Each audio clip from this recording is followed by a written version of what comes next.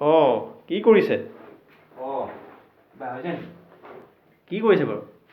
এই কাপোৰ এটা দি আহিছোঁ মানে এইটো অলপ হেৰি বেলেগ বাৰু পদ্ধতিটো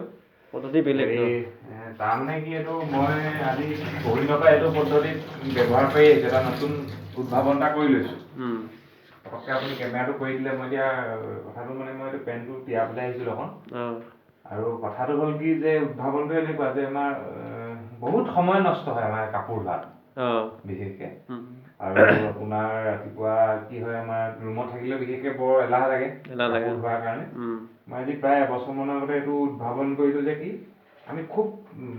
এটা কম বাজেটত আমিতো ৱাশ্বিং মেচিনো কিনিব নোৱাৰোঁ আমাৰ বাজেট নাই তেনেকৈ লিমিটৰ বাজেট গতিকে এইটো এটা প্ৰায় 100 টকা মানত এটা ৱাশ্বিং মেচিন আপোনালোকে ঘৰতে তৈয়াৰ কৰি ল'ব পাৰিব। 100 টকাত কেনেকৈ হ'ব? 100 টকাত কেনেকৈ মানে চাওক এইটো বাল্টিটোৰ দাম ধৰক 90 টকা লৈছে আৰু 10 টকা চাৰ্ফ আনিলে আপোনালোকে তেনেকৈ চাৰ্ফ আনি কি কৰিলে এইটো এতিয়া এইটো চাফা হ'ব লাগিব কেনেকৈ চাফা হ'ব এইটো? ৱাশ্বিং মেচিনৰ কি কামটো ৱাশ্বিং মেচিনত যেনেকৈ তাৰমানে কি এতিয়া মই চাৰ্ফত পানী দিলোঁ আপোনালোকে নেদেখিলে বাৰু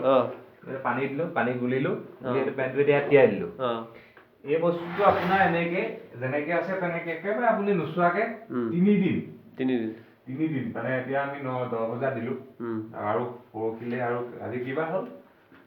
সোমবাৰ আৰু মঙল বুধবাৰ মানে বৃহস্পতিবাৰে ৰাতি 10 বজালৈকে এই বস্তুটো এনেকৈ থাকিব তাৰপৰা আপুনি এনেকৈ ধুনীয়াকৈ তুলি দিব বস্তুটো ধুনীয়াকৈ তুলি দিব ৱাশ্বিং মেচিনত যেনেকৈ চফা হৈ আহে আপোনাৰ চাবোন পানী নথকাকৈ এনেকৈ তুলি দিব একদম ধুনীয়া চফা হৈ আহিব এইটো পদ্ধতি আপোনালোকে কিন্তু ব্যৱহাৰ কৰিব পাৰে আৰু এইটো ভাল লাগিলে বাৰু পদ্ধতিটো আৰু যদি আপোনালোকে ভাবে একেবাৰে শুকাই আহিব লাগে তেতিয়া মানে 10 বা 15 দিন বস্তুটো ইয়াতে থাকিব লাগিব তেতিয়া তেনেকৈ ধুনীয়াকৈ হৈ যাব